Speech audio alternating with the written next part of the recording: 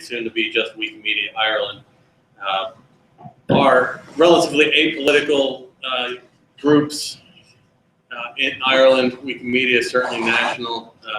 Open Knowledge would like to be, Open Knowledge Ireland would like to be a national group as well, with people all over the country. Like I said, we're basically apolitical. We're advocates for increased transparency, specifically in the realm of just making more data available to everybody.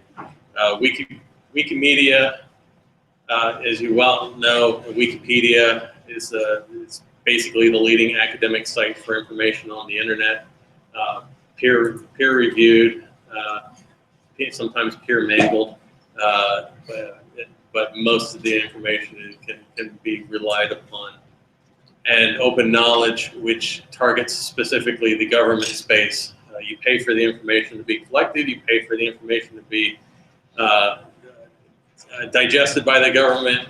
You shouldn't be expected to pay to actually have access to that information, and that is the key role of the Open Knowledge Foundation International and the advocates here, who most of which are just volunteers, actually all of which are volunteers at this point. The same thing is true with the Wikimedia group. It's all volunteers. So that's why we're here tonight specifically. We're going to hear from the three great speakers who, on the rough theme of trauma. So since we moved into this space, we align our speakers with whatever's going on out there. This time it's the broad theme of trauma. And so we thought that the medical space would be a key aspect to try to further narrow down that. So we have three speakers tonight who will broadly address trauma in some of their own personal experiences and in the more broad sense. And as we've all been bludgeoned over and over again with the news of late, the medical services in Ireland are what they are and can be made better, and hopefully we'll hear a little bit about that tonight. First speaker is Caroline Carswell, Sound Advice, and I'll just let her presentation speak for itself. My final note for the introduction is we know we're preaching to the choir. I hope to impart that upon you as well, and we certainly, Caroline will speak, all the speakers will speak, and then there'll be a time for questions afterwards. And then our only goal for the evening is that you all start talking to each other. You're more than welcome to talk to us. We might hazard to call ourselves experts in some of these fields to a greater or lesser extent, but that's what our goal is here tonight, to reaffirm that there are other people like yourselves out there. There are other people out there trying to make a difference in this space, and hopefully we can, by talking with each other, we can figure out how to bring that to a larger audience. So, without further ado, Caroline. Okay. Thank you. The thing to say is that I see it. We look at people that things appear in libraries, here when people medicated. We have healing devices done to there and to early detection. We have speech therapy and to our physical care and plastic combinations, and to understand what we need to have a bit of history.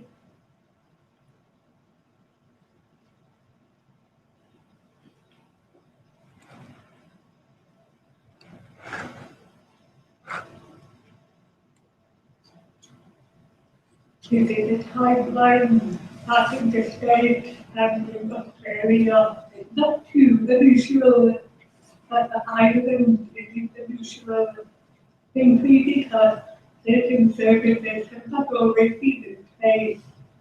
People have not known what services were available or how to access these services, or indeed what options they have to avail themselves. So it is now the time to be in life. So, giving a high level overview of the situation here, ladies and gentlemen, these guys are in open knowledge to back the hospital renting rate. And in the case of the terms like this, that would be a topic which is open with our open systems, as in cognition with science community, and begin to get cognition with new and corporate marketing. The company with a banking software publisher that is open banking systems. I'm looking to get the open team across the UK. I hope to see the collections soon after the print 2006. I needed a new direction. I needed something with more stone. And I was also aware that my peer group again, we were finishing college, moving into the workplace. They were having to explain themselves to everybody they met. Yes, we are able, yes, we see the same devices. No, we don't sign necessarily. Yes, our lives are just like yours. That is probably one of the biggest misconceptions that we have to deal with. Because most people thought we lived separate, segregated lives.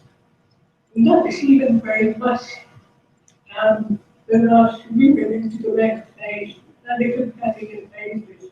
With our college degrees, that is a hard place to be. And people, I think, realize that if people didn't move with available, did that mean that families, the babies who were being bound to be there, did they move their babies to learn to talk? And did they move the critical time to gain speech loss? And the big questions for us. And that's when I decided to step forward and they got sound advice, which lost in 2007. Because it ran from social entrepreneurs Ireland. That gave me the website to be set up. In 2010, we got the e-government award, which was for collaboration across sectors, including education, health, and social. That is a big endorsement for us, and that gave visibility as well to the family who needed it. Because that is the first at the time. A lot of their officers, there are children being married in school.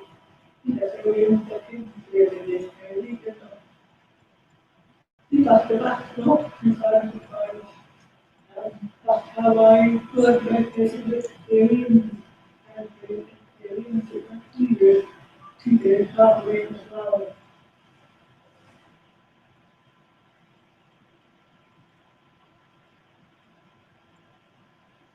And some people very often how is it possible? What if we have that other people doesn't have in their idea? Because the media isn't really sure what people send. Nobody's taken for us. We're not placing the link back here to the trailer, into the lady of the left. But she's now 19 this year. She was the original 40 hours and speech therapist is very good. There was today, public practice. That's a quite shocking thing to find it. And otherwise, we have got it, and we have done the things women, they got positions in setting up, that they were making the early plastic into it. People can go away and share the same views, or want the same outcomes. But these women, it is regardless. And today we have to work real income disability in Corcoran. However, the task to that service is not always good.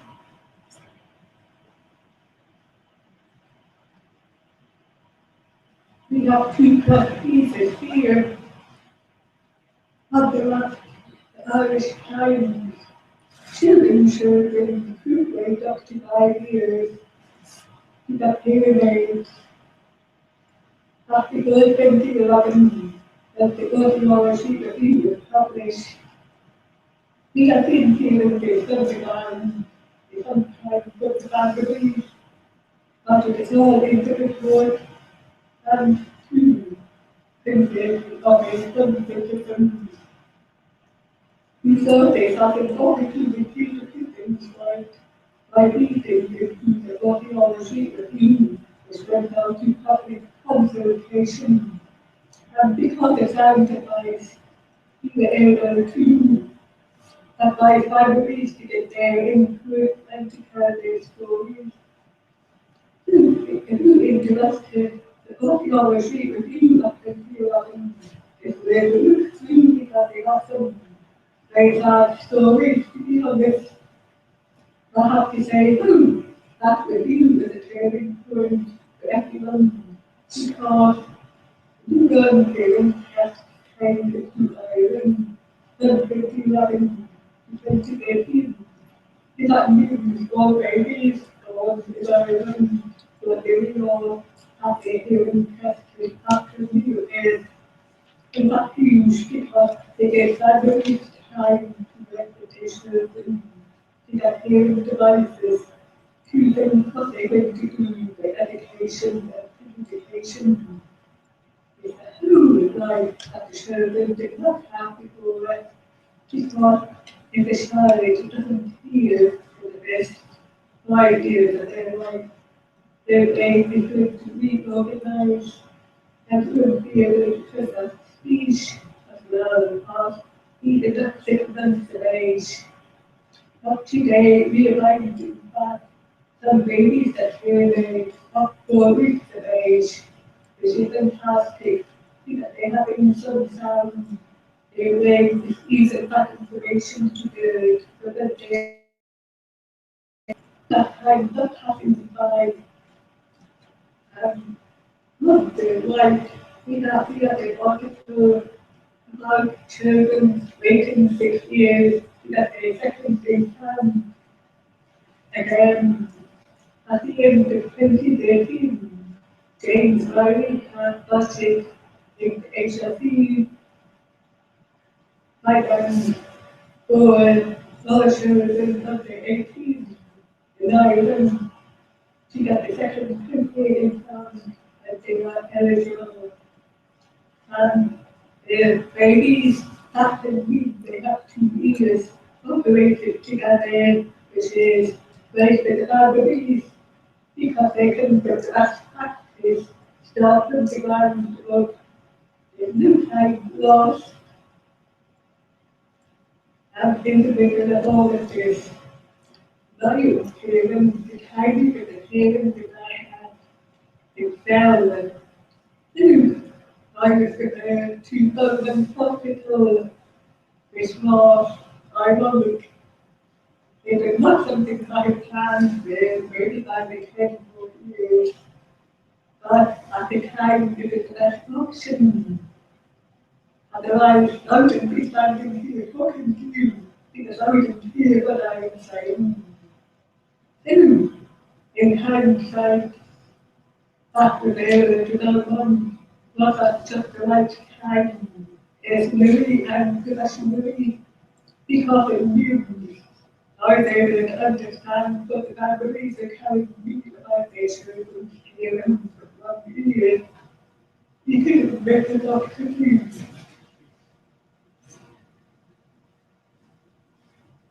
And that meant that our communication options within the shop made sense because to access all of the options, you need to have hearing services in place that you can do.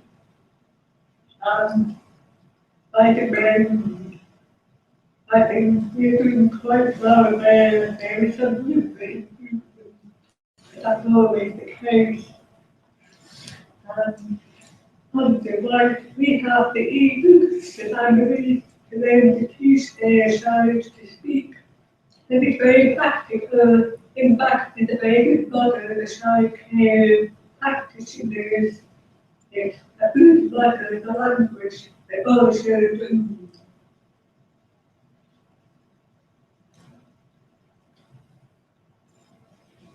Some people may be wondering how it can translate if you're not familiar with the technology, then it isn't too far of the area shows. If you thought foxes, the sound just like your ears, and the magnet in the coil of the ground part in the hair of the child, it conducts through electricity due to the inner ear, that way the sound goes to the brain. So the implant replaces natural hearing. It's hard for people to understand, but it is an amazing technology, and if you're interested, you should read more about it because it's a fascinating topic.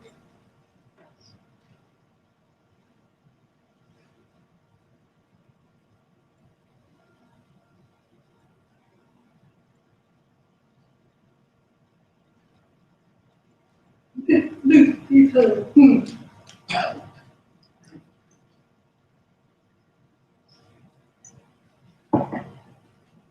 most audiologists are even scientists. They look against the speech dilemma, not in that way, but you get the great. The speech dilemma is the yellow bit on the right hand chart. And all the speech stands for, that's what people with particular hearing from here. Both the charts are the same on this slide. They just show different detail. So, if you look to the left chart, the blue dot has somebody who is without figure, without hearing. I think there is someone in my situation. So, we feel like an aeroplane without our devices.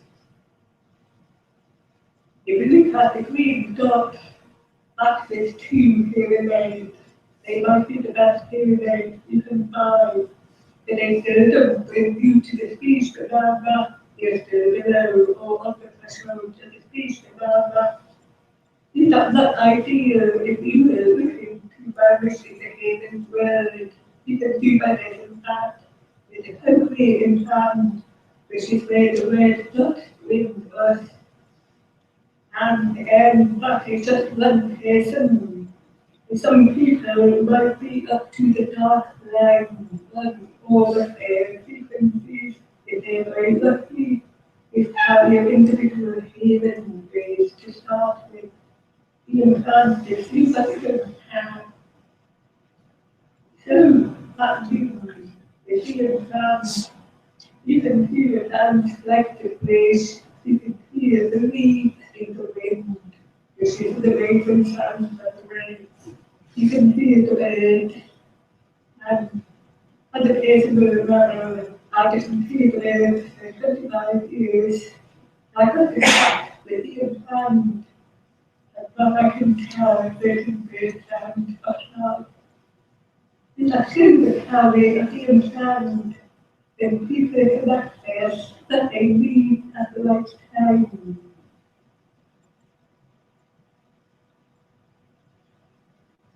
That's it. I think people are into it.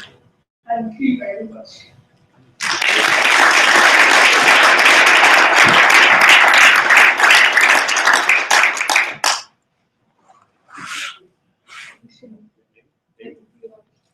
Make it Zen. What's that? At the very end? Okay. Okay. Sure. So at the end. So take questions at the very end. At the very end? Yes. Yeah, that's good. Okay. Yes. Thank you very much. Yeah. Appreciate it. So, Caroline is our very own bionic woman. So she's quite literally the interface between technology and human care. So, so we appreciate that. Our next speaker, Adrian, who is a member of this ragtag Open Knowledge Ireland group. He's been tirelessly working on projects in his spare time. If anybody needs data scraped from a website, don't call Adrian, he's tired of doing it. So, and I'll let him make his case for where we are. So you should see a theme throughout the night. We will go from very practical to the policy, and Adrian is wedged right in the middle. Great. Hi, my name is Adrian Corcoran, and I'm here to talk about hospital waiting lists.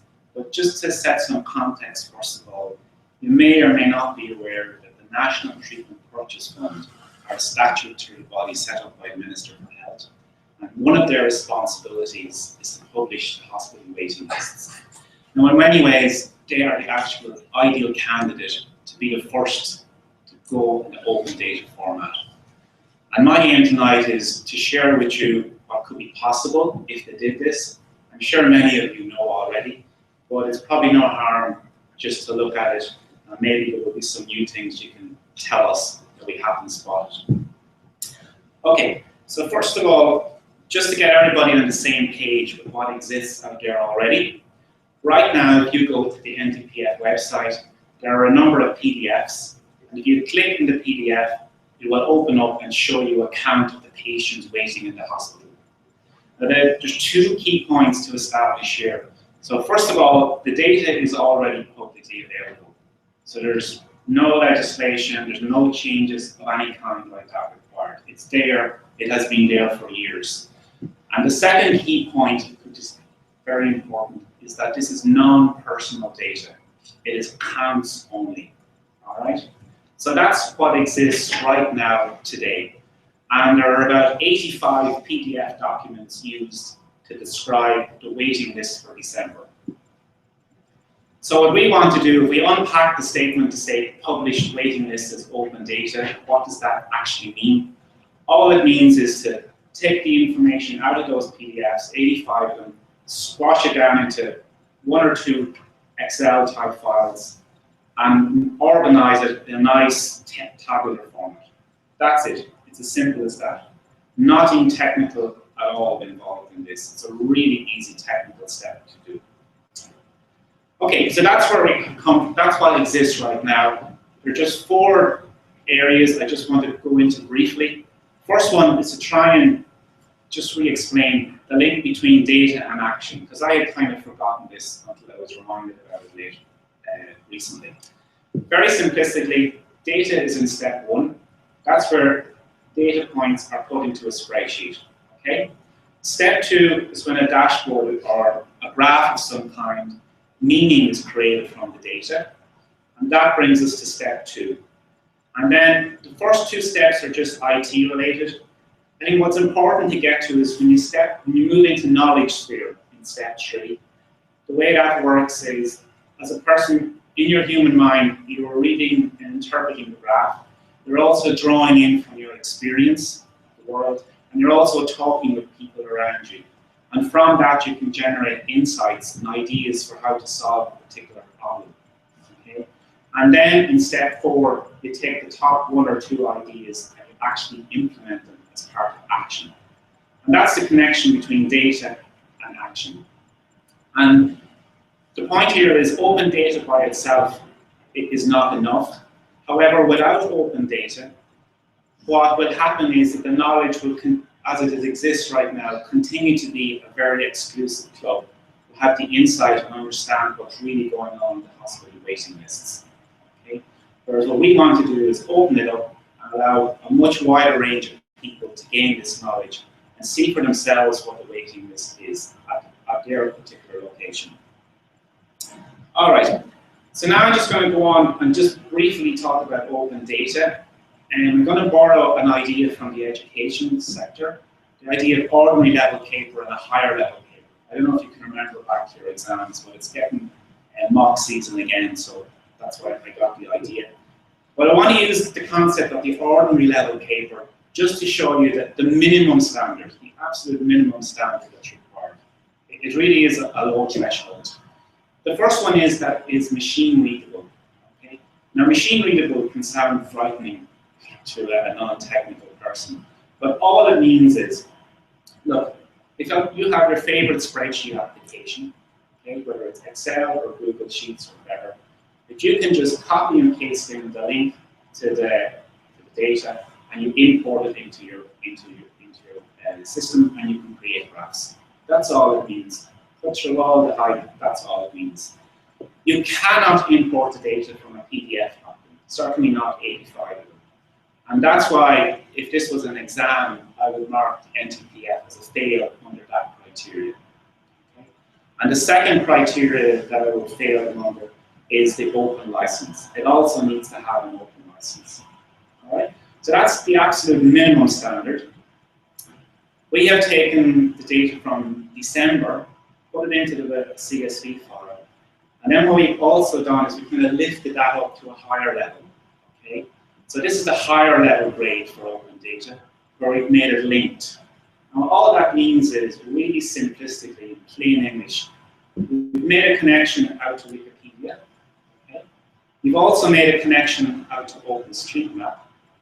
And we have put in the potential in the future to make a connection to the HSE by inserting the hospital codes from the HSE's data dictionary in there. Okay? So that's, I want to talk about that at the end. And then finally, it's available on a new technology called IPFS. But let me just focus on the linkages, because that's what I want you to get. Right? So if we look at Wikipedia, you may not know, but behind each of the Wikipedia pages, say for Beaumont Hospital, there is another format which looks like that on the left of the screen there. And from there, we can pluck out values of interest. All right? So we just picked the bed count and the wiki page ID. All right? I'll show you how we use that in a second. The second one, and this is really interesting to me, and really thanks to the OpenStreetMap community for helping us out here, is we can link to the hospital on the OpenStreetMap, and we pulled in the GPS coordinates and the town and county where the hospital is located. Okay? And just as a very, very, very simplistic example, that allows us, if we just concentrate on the map of Ireland that's there, that allows us to translate the data into information by plotting on a map where the hospitals are located. The size of the bubbles represents the size of the waiting list, and the color of the bubbles represent the hospital group that the hospitals are assigned to. All right? So it's just a simple example. The Wikipedia information is there as well, just for demo purposes.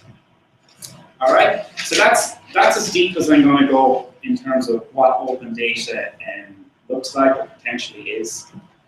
So the key point to remember is the minimum standard is machine readable.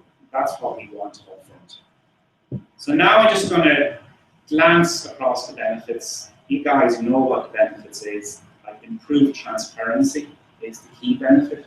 But what struck me when Caroline was speaking was the actual waiting time for the implants. I was surprised at the number of years that it was. So just take that scenario and play it onto this slide here. On the left-hand side, we have the HSE service plan for 2015. And down at the bottom, it says that no patients should be waiting more than 52 weeks for a consultant appointment, okay, or 12 months. And over on the right-hand side, because we put it into open data, we can quickly draw a graph. We see the patients that are within target, but more importantly, we see the patients that are out of target. And personally, I would love to see the 18-month number broken down even further. Are those patients waiting 2, 3, 4, 5 years, or does it just happen to be just over the 18-month threshold? And we can drill down and see exactly which hospitals these patients are waiting at. So that's just one example. Second example here is, this is a trend, year-on-year trend. So just a point of interest, it appears that the numbers dives during the summer, which is a very good thing. I seem to recall that this is related to a decision one of the health groups had the budget to outsource some of the patients to a private hospital to get them seen to and treated. And I suppose it just begs the question, okay, if the budget can be found for that, if magically the budget can be found for all sorts of things, then why, it seems to me a little bit unfair that the patients that are waiting over 18 months to get a hospital appointment, why they can't be seen to. So the point here is, not to go into the details, but to show you what could be possible. And I guess you guys already know this, but probably just no harm to recap it. The second point I want to go to is, and this is really directed towards the NTPF management, because cost is bound to be put down as a barrier as to why we shouldn't do it now. And I would start off with the value equation and ask the question, who is actually using the PDF documents right now to make an informed decision? Okay. It can't be the hospital managers because they have their own internal system and they're supposed to be reviewing the numbers on a weekly basis. Okay. I don't know if the Minister for Health or the officials look at these PDF documents, but I would suggest when you get a chance to look at our dashboard, just see how easy it is and the modern approach to just drill through a dashboard, a red area, click into the cell, and you drill down to where the problems will be. Okay? That's a way of increasing the value, and the way of reducing the cost is simply it costs money to maintain a PDF system. I know this from my day job experience. There are licensing costs, upgrades, and all kinds of stuff. So you can wipe them out by just moving towards open data using a strategic approach. Okay? And ideally, we would love the opportunity to work with the NTPF to implement this. Okay, so that's the benefits. All right, so we know the minimum standard is machine readable. We know the really key benefit is increased transparency. So now let's go ahead and briefly stop off on just 3 target action areas. Okay, and the first point I want to say is that this is really a knowledge management project. All right, and in any knowledge management project, it's kind of documented that the IT part is only about 10% of the effort. Okay? The really, really, really hard part is changing the culture. Okay? That's where 70% of the effort is typically spent. And luckily for us, I think there's a really good opportunity here. Minister Howland has appointed an open data governance board. And I think that this group really have the capability, put it that way, and the sphere of influence to drive the necessary cultural change. And these are simple changes, really, really, really easy changes. But we would like that to be directed towards the NTPF, but just stick with that body because they are a small group and they can make these changes. And the first thing is the directors need to adopt an open data policy. And the reason why we say this is because in Dennis and I's experience with the charity sector, about 2 years ago, Dennis, I think it is, we had our events, we had people directly from the charities there, and they were very generous with their time and expertise. But effectively, the management could veto our attempts to make the data open. All right? So this time around, we've learned from that, and number one, you need to go in at the board of directors level and get the open data policy adopted. And not only that, I would like to see the chief executive accountable for implementing it. There's no point in just adopting a policy unless somebody's going to be held to account to make it happen. Right? So that's number one. Once that is in place, then we can easily set up an innovation forum. It just means we take the experts that are available through open knowledge and all the other interested civil society areas. We can put that together with a point of contact who can actually make things happen inside the NTPF. We can fuse those two groups together and we can really achieve a good outcome for both parties. I think it would be a big win for the NTPF to be the first to publish open health data in Ireland. And likewise, we would love to affect change in a real way. Okay, so that's the NTPF body. The final one down at the bottom is just targeted towards the HSE, because one of the things I observed was it's really crazy the amount of times that the names of hospitals changed over the last year publishing PDF documents. Some had a comma, some were missing a comma, some had a space. It really is a nightmare to pull 85 documents together into one place. Now, I thought we found the answer when I got the HSE data dictionary and put in the hospital codes from there. However, the problem that I have seen is that if you try to distinguish between Tala Hospital and Tala Children's Hospital, for example, I didn't see the code in there. And it gave me food for thought that actually the HSE should be publishing a data set of hospitals. Just list all the hospitals, officially assign the codes, and then all of the groups that are interested in health data can reference and link to this data set. It would make everybody's life easier. So there are the three target areas. So to wrap up then, what I'd just like to do is just make you aware that the hospital waiting list is out there. We'd encourage you to have a go with it. Say the first link there, this point here, will take you to the website, and there are 4 data sets on the website. Just have a practice, pick the outpatient one, go to your Excel file, look for the option to import text, okay, or import text data, and then just copy and paste in the URL and have a go at building your own pivot table. Or otherwise, you can have a look at our hospital dashboard that Dan has put together and just drill through it and just get a sense for yourself how easy it is to uncover insights for your particular hospital. So that's it to wrap up the talk. Thank you very much for listening to me. And if you have any other ideas on how we can sell this message to more people, please let us know. We'd be delighted to hear it. Thank you.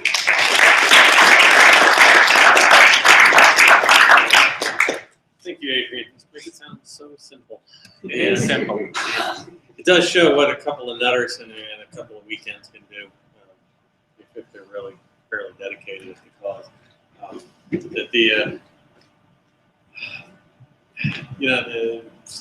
The goal of all this is to get the check engine light, because most executives will probably prefer to pull their hair out of their heads than to sit through meetings that look like that.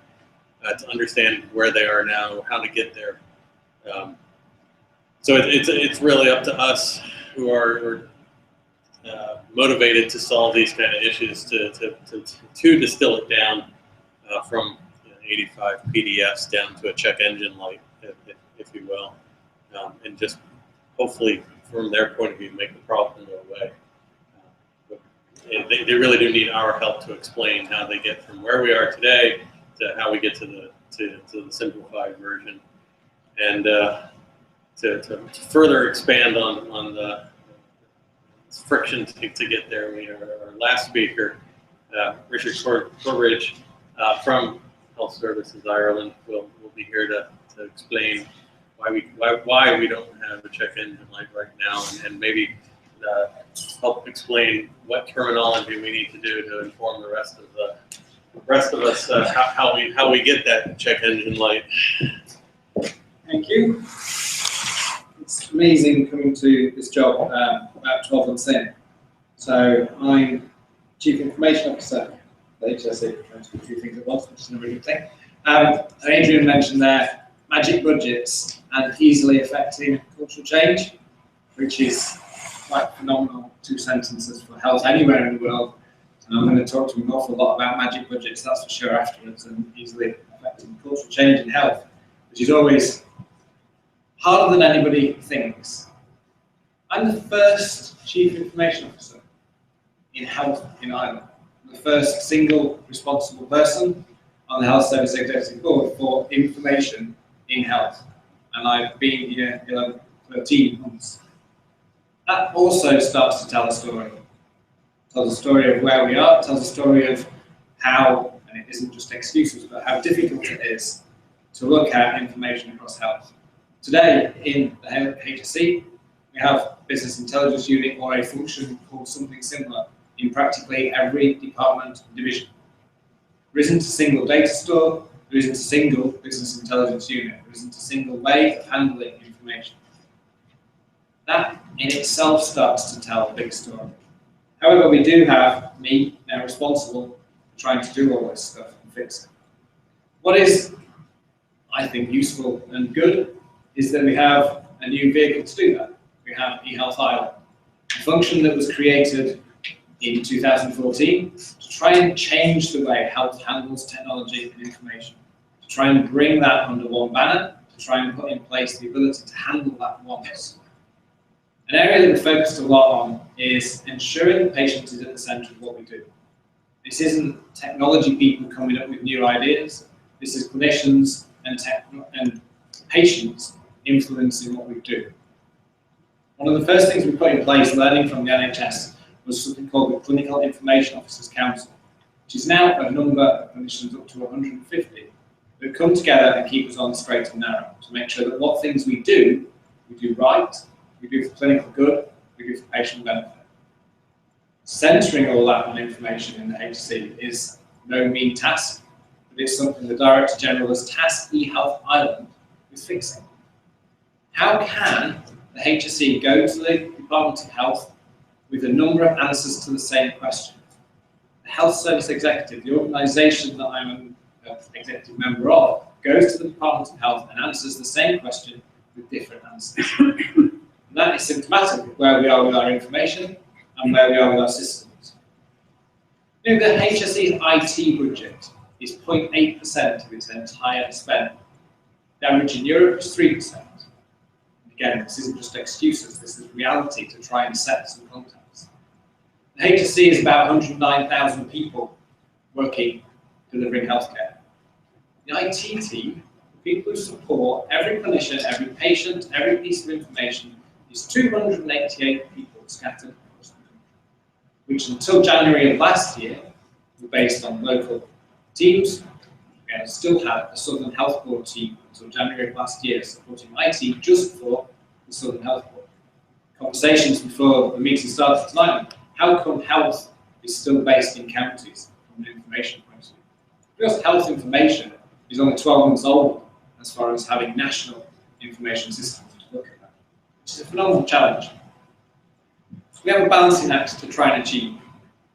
I came here with experience in turning data into open data, with a desire to be transparent, with a desire to learn from things like the National Programme for IT in the UK, which was done to the health service. We want to be transparent. We want to make sure that investment in technology and health is seen by the clinician, the patient, the public, and the media as investment in health, not investment in technology. But at the same time, every year, every week, every year, we want to deliver something. This isn't give me some money and I'll be back in 5 years with some changes. This is every year, let's do something different to actually change the way patient care is delivered. In 2015, we implemented the ability to do electronic referrals across the country. As we stand here today, over 50% of hospitals now can receive electronic referrals. Imagine anonymising that information, de-identifying that information, and allowing that as an open data set in 2016. We'll finish e-referrals by the end of March. That will be possible in 2016. We've started to create an open data program. It is the most immature program out of all the eHealth Ireland programs. It's the one that we didn't focus on as much in 2015. It's the one that's hardest to describe to a clinician, a patient, or indeed the department why we should invest in this area. If you're faced with the challenge of having an electronic health record, a choosing book solution, an electronic prescription solution, or the ability to publish data in an open and transparent manner, the first thing a clinician, a patient, and a member of the Department of Health will go for will be a solution that impacts on healthcare. And I would have to agree with that. However, we have got the eHealth Ireland Committee in place. Open data is represented on the eHealth Ireland Committee. We have a scope of what we would start to do, and we have a vision statement which is to be agreed by the eHealth Ireland Committee. But it does put patient information protected, but as an open data source. It is the direction of travel that we're aiming to move towards. That balancing act comes back more in health probably than anywhere else in open data. I have two big public interest groups that I try to handle. One is privacy, that would ask us that we, and genuinely would ask us that we didn't do anything in a digital manner. And the other is open data, which would ask us that we turn everything into digital and open as soon as possible. Balancing those two things and trying to implement technology into health is no mean feat for anybody. Some of the conversations earlier around knowledge and information strike a real chord with us. In March of this year, we published the Knowledge and Information Plan. Not an IT strategy, not a technology plan. One that actually sees how we expose information into the health service itself. If the health service can't access information easily, can't link information easily, to move to open data is no mean feat. But health service insights, a whole pillar of that is about how we actually get open data out there. How do we actually link data? How do we make it available? But for Ireland, information governance is a new thing too. In the UK, information governance, the Cardigan principles have been there for some time. How we protect information is intrinsic to the delivery of care. How actually the UK, the NHS, opens up information is now intrinsic to care. And we have to get that right first in Health in Ireland before we can go. Earlier this week, we had the privilege of announcing 3 lighthouse projects. To dwell on this, but just to cover off the fact that one of them actually covers moving to open source and having an ability to have open information from the therapeutic specific area, and that's haemophilia.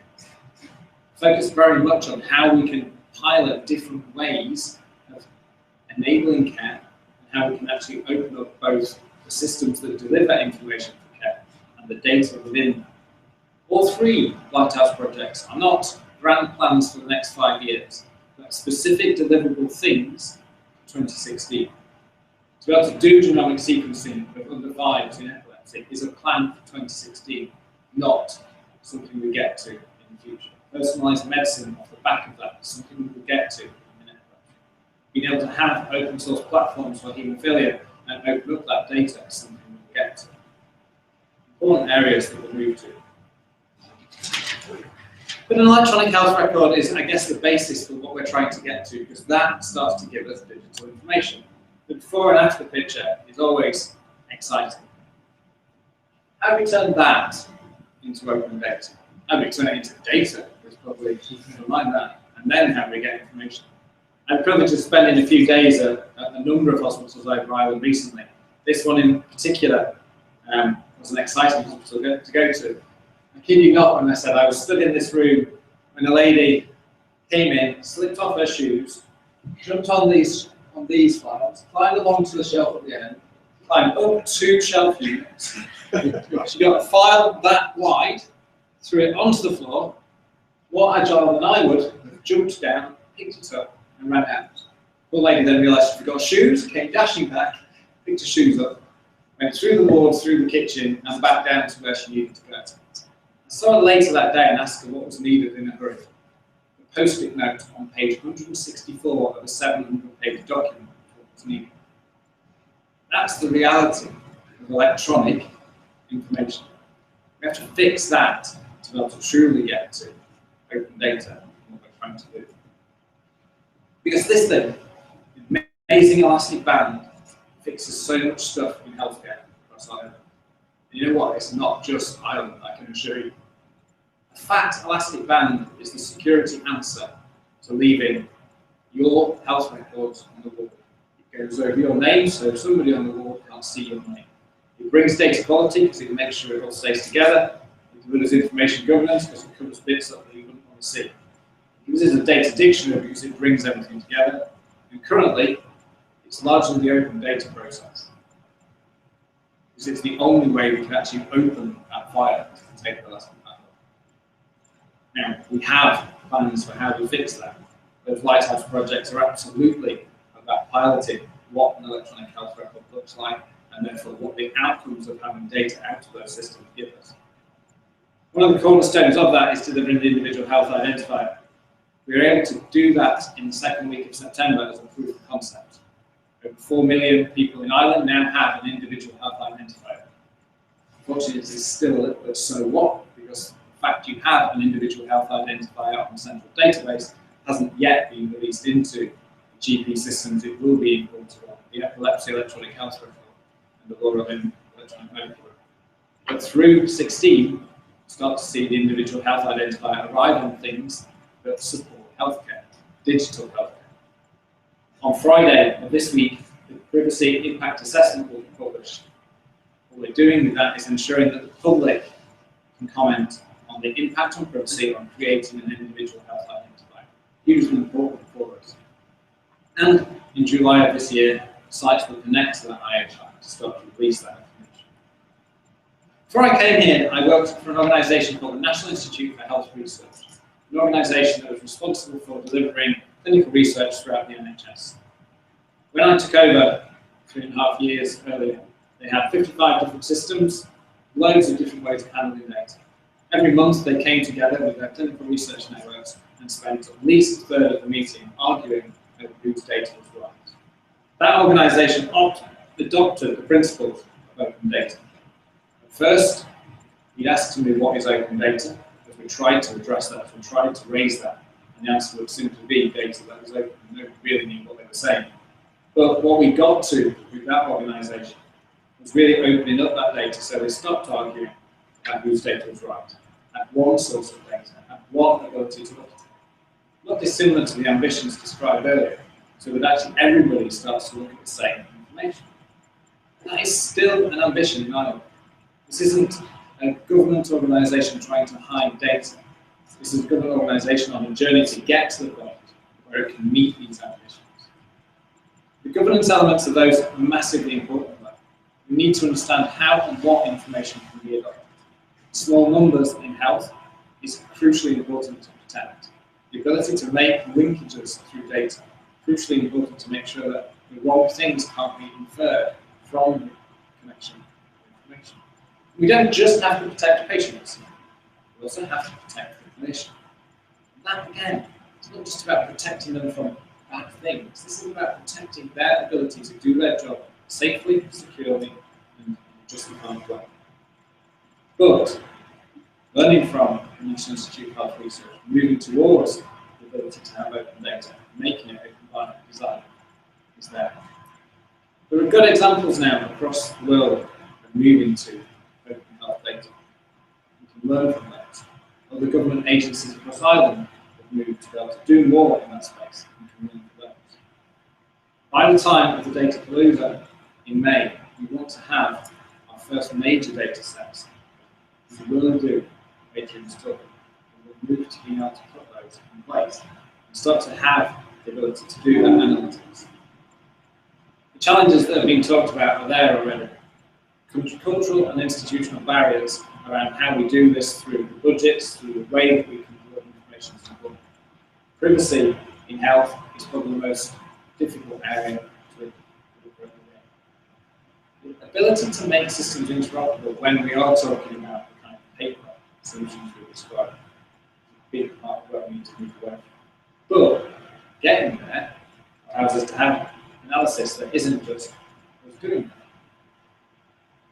Adopting principles across open health data are really important to the measures that we put in place. And we actually get to the point where outcomes can be derived from the information that's there. It's crucial to where we go. There were recommendations made to the NHS, which we've looked at as far as we start to design what the HSE's open data programme will look like. All really still resonate. And this really does mean that we don't have to start at ground zero with HSE to do this. We can take lessons that have been learned elsewhere and understand how we can move forward. The growth of having access to that information is phenomenal. We've seen already in transport in Ireland, we've seen already in other parts of the UK, other parts of Europe, where open data is there, the ability to enable other organisations, small to medium-sized entrepreneurs, organisations, to start to make use of that data. It's hugely important to both the economy and in health and wealth information. We need to be able to get to that point as quickly as we can. What we've done to date is starting to come together from that point of view. You mentioned the data dictionary in the previous presentation. There is a HSE-wide data dictionary in development. Open source data dictionary that will be made available for all of the HSE to use so that we actually standardise terminology across the HSE. A huge part of what we described earlier is a desire to move forward. I guess the core principles being put to the Health Ireland Committee, being put to the HSE's own leadership team, are the ones on this slide here. But we will move to more high quality, high value data, getting that out there so other organisations can analyse it, improving the governance that's across there, improving the understanding of what it is. Say to a clinician, we're going to open up your data. They would have tools probably at first. It's quite a scary concept. You start telling everybody everything you do. league tables is probably the first thing that comes to mind as soon as you say that, which is something that no organisation needs to move to at this point in time. Possible pilots, possible areas to look at, the trolley guard data, the information about who and which EDs have people in what circumstances. The fact that we have a primary care reimbursement service there with a huge amount of data, that's not just locked away from open data, it's currently locked away from the HSE being able to use it, is a big target. And our statistics with the government CIO itself, the projects that we're delivering, the things that we're spending, the way we're trying to deliver technology and information, is something that my department on its own can start to be more transparent with. Hopefully that gives you a flavour of where we're trying to get to. Hopefully not too much like some excuses, but hopefully a flavour of the direction for this year. Thank you very much. Thank you.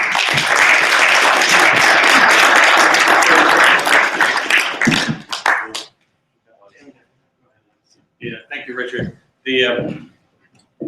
Listening to that presentation, I'm reminded that when we started, attended Dennis's first open data meetup, and over this past holiday, I was doing a little bit of work around the Open Government Partnership, and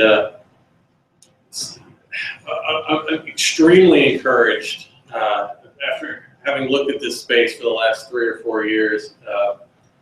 There's a lot of work being done behind the scenes. I think if I get Caroline and Adrian to come up here as well, we'll start having you all ask questions. As we've seen tonight, there is a dramatic difference in the level of care from people waiting 5 years to obviously Richard, who's pioneering dramatic changes going on internally that are not entirely visible externally. There are similar changes happening, a lot of them behind the scenes in a lot of our government departments right now. We still have a long way to go, and hopefully these meetings, more of these meetups will invite more people to come along and let a little light shine behind the curtain. I'll leave you with that sense of optimism as you get out of here tonight. So I'll open it up for you all now. Does anybody have any questions for any of our speakers? It's an excellent opportunity to voice a concern or looking forward. The changes in the technology as it relates to health services in Ireland is poised for a dramatic revolution. It just needs a little bit more push from us, I think.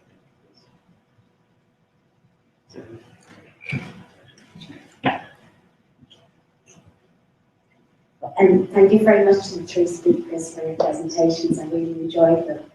I was just wondering if I could ask Richard. Sorry. I can tweet it later on instead of you. With open data, do you think that will lead the way to having patient registries? Because at the moment that's very difficult to do with data protection, but we're hearing more and more from medical research and from clinicians that we need more registries specific to diseases. So do you think by having open data, you can get around that and that can then just feed into registries? Okay, so there's a number of parts to that have been looked at. So the first thing is within the individual health identifier, as part of the technology and information set that's been created, there's an additional flag for using information for clinical research, which when we populate it isn't part of legislation at this point, but does give us a basis from an information and technology point of view in the future to take consent from patients for their names, information to be used in clinical research. So that's one possibility, and I stress possibility as opposed to the direction.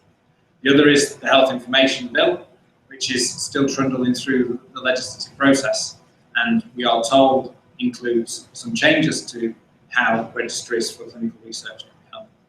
The other is around, as we move towards national information systems, admittedly at this point for therapeutic specific areas, that does give us a chance to check for consent and therefore create registries within the electronic health system itself, rather than registries for the sake of creating registries. So there are 3 sort of directions of travel to try and look at how we act upon that as an issue. I know from your own background and the conversations we've had around the maternity and newborn system, that the stuff in there is very much around how we move forward and look at opening up that information and capturing consent within there. So it'd be useful to try and understand how we get that done from the beginning. If that helps. Hi there, thanks again for the presentation, so great. This is, again, a question for Richard, but it references what Adrian mentioned as well about the fact that one of the major blockers to change seems to be the cultural aspect of this and people understanding what open data is and the benefits of it. I guess my question is, do you think that that's an internal problem to solve within the HSE, or is there something that, for example, citizens or groups like Open Knowledge can do to accelerate that process of cultural change? It can't just be solved inside the HSE. It can't be seen as just an internal problem, just an internal definition problem. Certainly, even last week, I was looking at new solutions around opening up information to hospital managers, to medical directors in hospitals. And I had the audacity as somebody still wearing the new boy badge to suggest that the information could potentially be way more open. And the look of fear on the room, the consideration that these two solutions, not data sets, linked solutions, could go beyond the medical director of the hospital. I took forward that and said, okay, well, let's make sure that the new hospital group IT directors have responsibility for rolling out NICWIS, which is the name of the solution, wider. Because actually it's a phenomenal solution that's there. And we need to educate everybody in what the impact is of having that information. Somehow, the public and patients also need to be happier that their information, which is ultimately about them, is going to be open. We need some assurances that we can make sure that we 100% guarantee that identity is preserved through making data open. And that today isn't understood by the average person out there in a hospital, I would suggest. I think it's both parts need to be tackled, both inside the HSE, which I think government can come from one end to do. Some of the people that are starting to understand it, the e-Health Ireland committee, groups like that can do. But patient voice is so important in changing behaviours and psychology.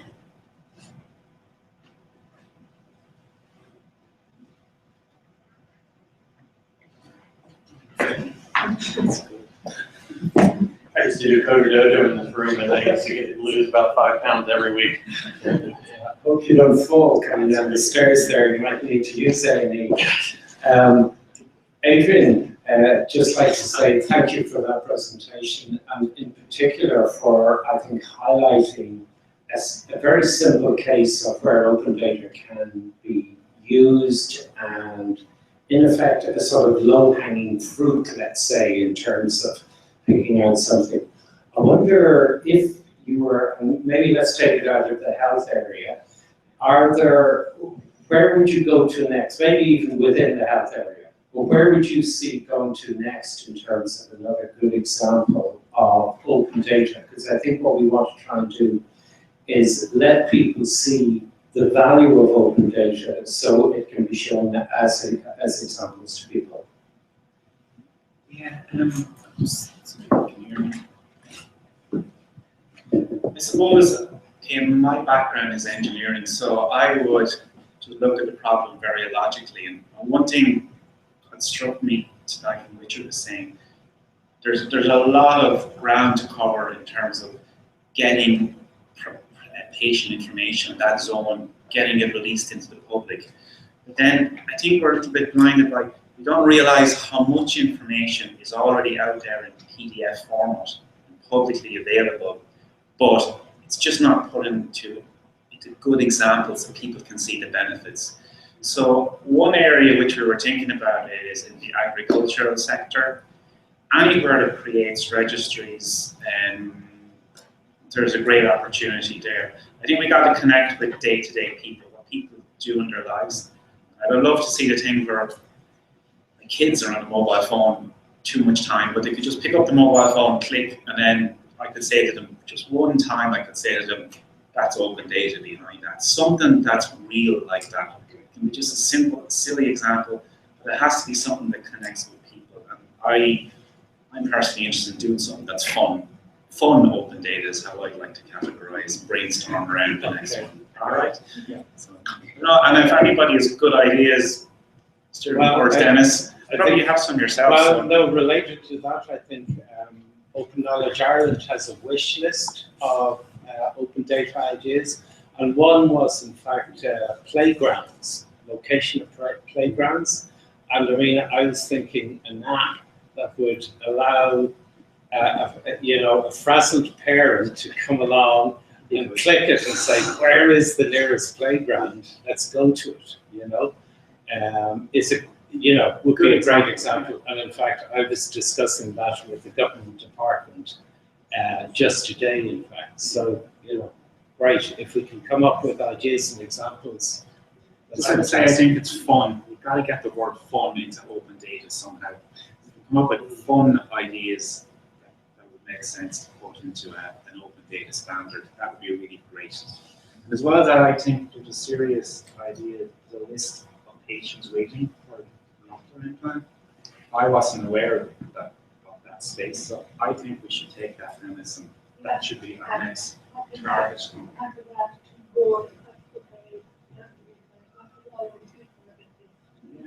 Yes.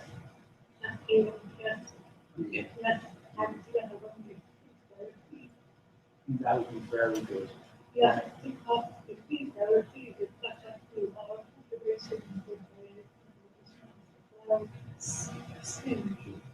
Very good. No more copying from PDFs. I really can't do it anymore. It opens. And that was, and Adrian done only after having processed the information once. If we want this information in a digestible format repeatedly, we have to replicate Adrian's. And there's other volunteers as well who copy and paste it. I made sure to share the experience. Any other questions?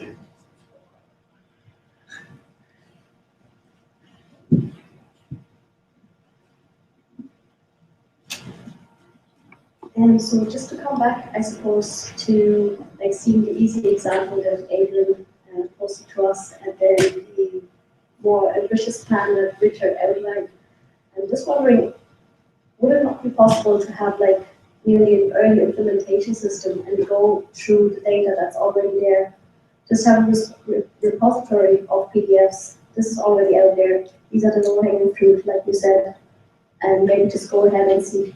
I don't know, somewhere as Excel sheet, somewhere that you can just push online that way. Yeah, I think you've hit upon part of what we were talking about as well around the delivery side, which is we need to look at how we move things forward in 2016, how we do work differently. But there is a big part which goes back to the question at the back around the culture itself.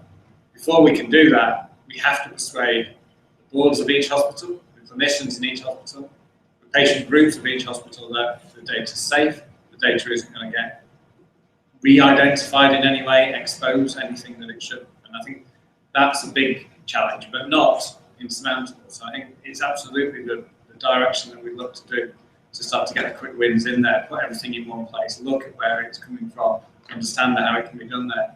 There are two systems, both called NICWIS, that have been built, one for medicine and one for surgery. Now I have an ambition to try and expose those two systems in 2016 so that a wider group of people can access the information inside systems and download the CSV data off the back of that.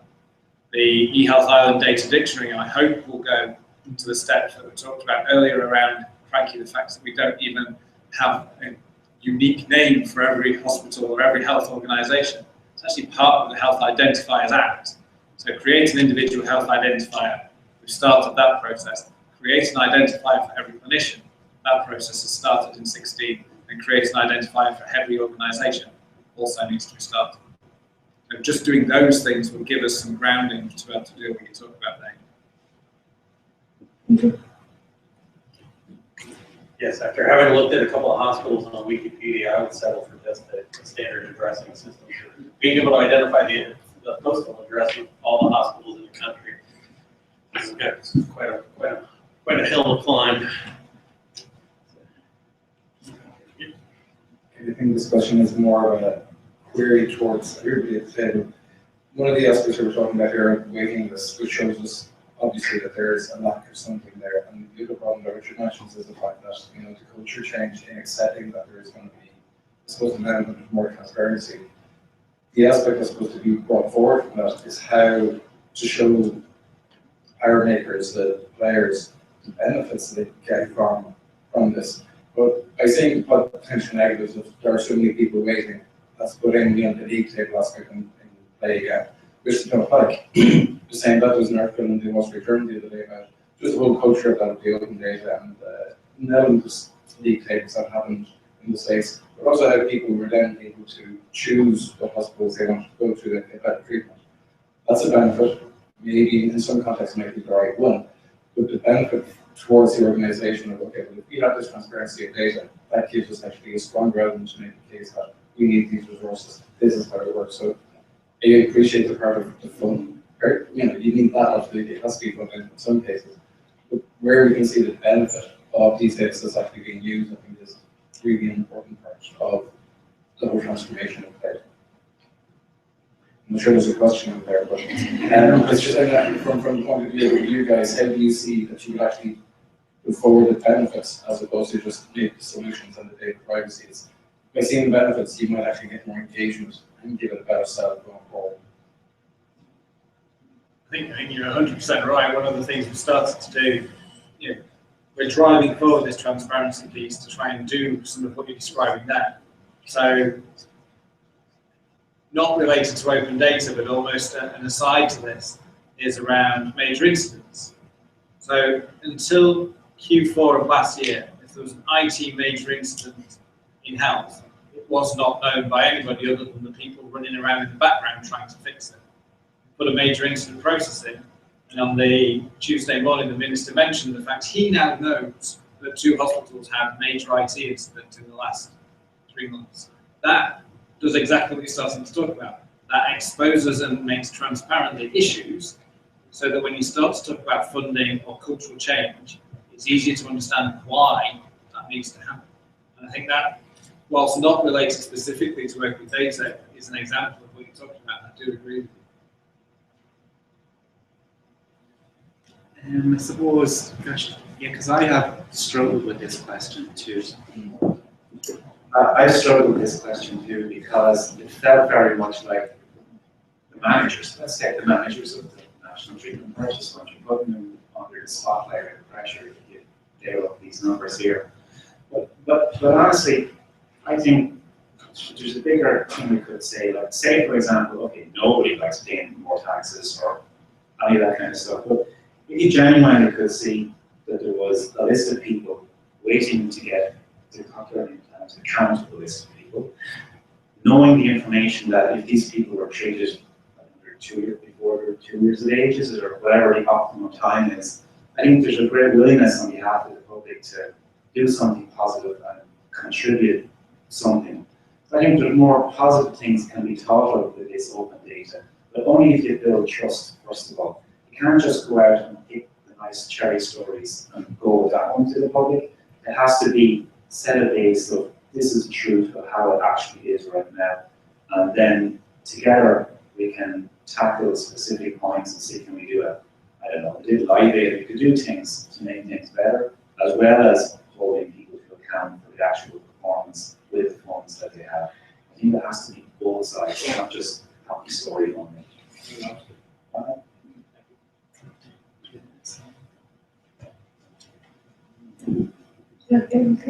There's a lot of improvement in those theses we publish, however, at your name, having access to open data, because to reassure an activity that the services are going to be. And to stop us having to respond to what you feedback that we haven't trouble getting together with a integrated the next one. What we have to do, what we have to do, if we have to have that with the world that we're talking about, that we haven't. Well, I think that's another point that the charities actually make. Maybe there's something to learn from our experience on the charities. Imagine that they had a real problem to try and rebuild trust after those scandals 2 or 3 years ago at this stage. But as you were saying, it's at the grassroots level, trying to convince people at the grassroots level things are better and they are providing a good quality service locally. I think the reason why I connected with the food was because the food, okay, so I'm a farmer's son, but there's a great affiliation to locally produce and helping your local producers and that kind of stuff. And I think similarly, there genuinely is there in the health sector. I bet you if there was a charity event to do something special, like Crumlin Hospital for Children, like just charity events that will do things on one-off to make things better. I think that's an angle for open data, to build trust, lay it out on the table, this is how it is, and if everybody in public comes together and supports a specific thing, we can lift these, whatever, 100 people out of this bucket and help to make their quality of lives better. I think that's an angle that should be played more.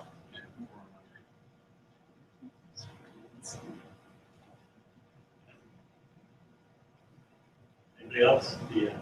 I have a question primarily for Caroline. Right now, I have children who make use of HSE more often than I would like for various reasons. And it's pretty accurate at this point to say that Facebook is a better source of information than a lot of the government websites that are, particularly in respect to the scope of information. If you go to one department's website, you go to revenue, you only see information about revenue. You go to HSC's website, you only see about HSC's websites. And a lot of what Caroline touched on is probably more of a holistic approach where you'll find out not only the location of the hospital and what services it provides or what the waiting lists are. Maybe you could talk about your vision if we had this open data. How can it be combined to provide better services for families in a broader scope, and not just what's my hospital doing, but what maybe the government in total, what does that look like?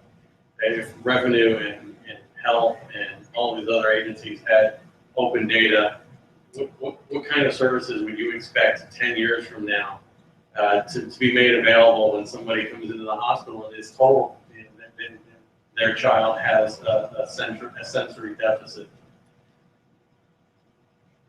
So what does it look like in 10 years?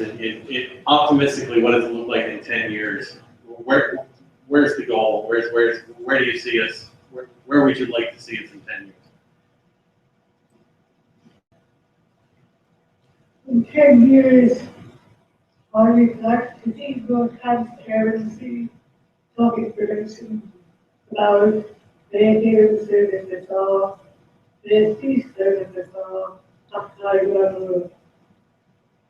Because those are the most critical ones, the children who are undermined, not able to develop. I would also like to see a way to do even choosing of days and socially income because partners in families and use their families. For example, families going to go from every good every all. They spend probably 2 days on the road to every appointment. We have to stay over there. There was in Australia, there is no students for that very reason. As you were hearing from Richard, interesting funding, interesting resources.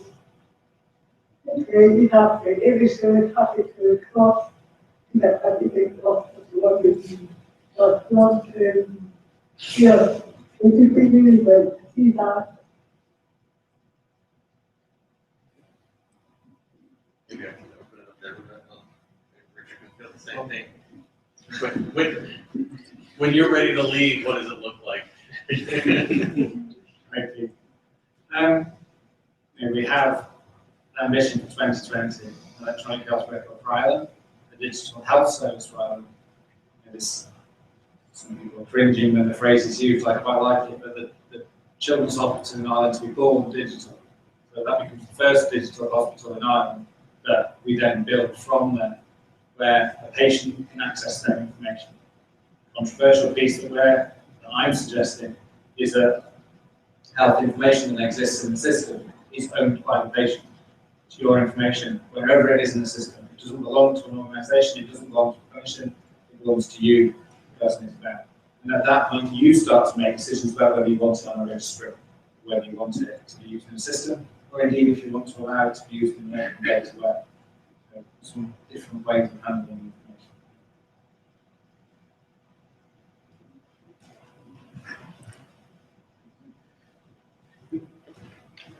information.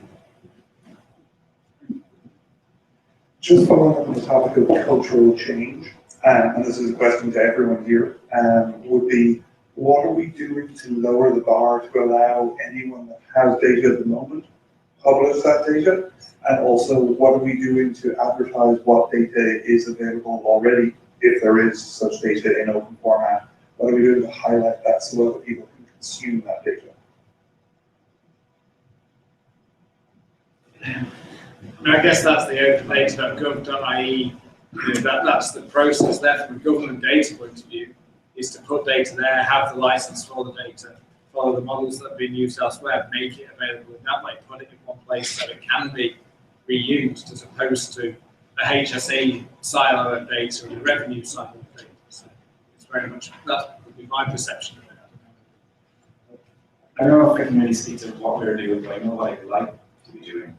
I'd like to be going into the boardroom of the NTBF and having the power of and the influence of the Open Data Governance Board or Minister Howland. At the end of the day, these agencies are funded from the budget or whatever, and there is an obligation to fulfill certain commitments. And I think we should be making a stronger case at that level, even at an information session, first of all, to allay some of the fears from managers that this is how easy it is. And I think there's a great reputational benefit for organizations to go the open data route with their already publicly available PDFs. That's a target area I'd love to go after and have the opportunity to go after. Because I think with the best intentions in the world, the thing that really struck me about the waiting list was that there's no point in making a heroic effort once, 2, 4 times a year. That's no good. It doesn't cut the mustard. It has to be, it's month on month. It's like a service. It has to be available month on month. And that's the message we need to be getting across, because otherwise it's very haphazard to expect people to pick it up and start consuming it. I mean, would you buy connect up to electricity if there's a chance it's not going to be there in 2 weeks' time? I mean, that's what a lot of it is going on at the moment. I think the transportation sector have a really big advantage because, I don't know, it just seems to be concentrated and everybody around the world is raising the flag about how great the transportation open data is. I think other sectors like the health sector or government agencies, there seems to be a sticking point to try and find a couple of good examples that we engage the public there. So anyway, that's what I'd like to be doing, going in more at the boardroom level, creating awareness, laying fears, nice, positive, friendly stuff, but backed up by mild threats. On the other side, it says funding for the IT budget is X. I mean, let's go to the chase here. Let's go open data route, and it can really help to reduce costs in the long term. Not for the HSE, that's a completely different kettle of fish, but there's a lot of other smaller agencies where really it doesn't make sense to be publishing these PDFs. People don't use. It would make more sense to go the open data route, and let's work together and collaboratively figure out how to design good dashboards that suit everybody's needs. Because there's a great volunteer community out there. I can't believe nobody is tapping on them. And I've been kind of disappointed sometimes when we have brought these great people together, drain the life out of it just to get the data into an open data format. By the time you have that done, there's hardly energy left to do the dashboards. And I'd love to have the open data there, and then we can put the energy into making the dashboards better. So that's what I'd like to do. I'm going to throw a commercial in here real quick. If you're sitting on lots of data and you're ready to publish it in an open format, I I have a budget. Wikimedia Foundation. Sorry, I might just reiterate what Richard said there in terms of data.gov.ie. I'm involved in the development of it and the support of it, and basically trying to keep the momentum going in terms of getting more and more open data. We have, say, over about 1,000 data sets currently on it. We're still including things like PDFs in there, just so that we're still aware of where some of that data is, albeit not at the level that it really should be. So a couple of things we're doing is we're trying to improve on that portal the search facilities on it so that you can find data better. We're also very much focused with government departments and agencies in terms of the license they have, and we're trying to move everyone to a CC BY license, and also in terms of the formats, basically looking at formats. And the way I explain it to people and senior management is, can we write a mobile app against your data, or can somebody do it and provide them with a better way of possibly getting at the information that you're currently throwing out there as PDF, okay?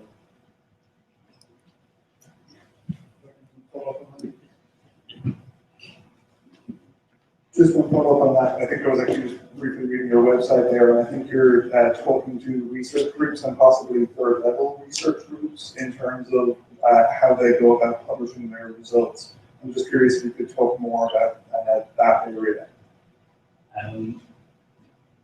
Yeah, it certainly is part of the objective at the moment for open data within the overall Irish context.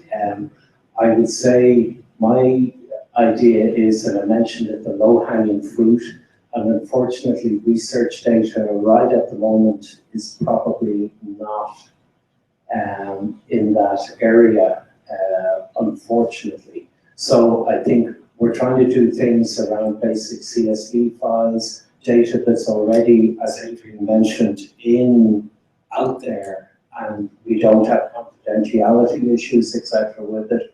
Research data, just like from a HSE point of view, potentially, if you're doing research, you've already got people to sign confidentiality releases and things like that, just within the institution. Trying to get that information out there, I suppose, is pretty difficult, and I'll be quite honest, we haven't started looking at that in detail. Okay? Yep, one last thing I'll throw out there is a lot of the European funding comes with stipulations that this data is then thrown back as open data. A lot of that data goes right out of Ireland and into the databases of the European Union. So there's a lot of low-hanging fruit here. So there's a lot of, and with that in mind, there's a lot of reason to be optimistic out there. As the cultural change in the institutions take effect, there's a lot of momentum, groundswell that's already started out there. So we're hoping this snowballs in the future very quickly. Like I said, I'll mention again, the last couple of years have seen a dramatic improvement, and I'm going to guess in a couple of years, we're still having these meetings, we're going to be seeing a dramatically different landscape. And the people on the stage are definitely moving us towards that future very, very quickly. I'd like to go ahead and thank them once again for their presentations. And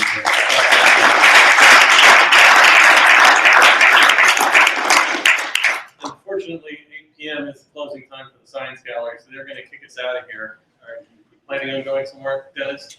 Yeah, O'Neill's. That's a good Irish tradition. We're headed to O'Neill's. And we certainly encourage you all to come and continue the discussion online. We're having these meetups at least quarterly. We're, like I said at the beginning, we're staying in lockstep with what the Science Gallery is doing for their presentations out there. Their next exhibition is Future Farming, which I would imagine for us translates into probably future energies or something along those lines as open data. and not having to, as I like to say, not having to buy your fresh fruit and vegetables from Russia and Saudi Arabia, because that's where the fertilizer comes from at this point. So how do we avoid that in the future? So, but stay in tune, stay in touch, and I certainly appreciate your time. That is no greater gift than your time, and I appreciate that. Thank you very much. And thank you.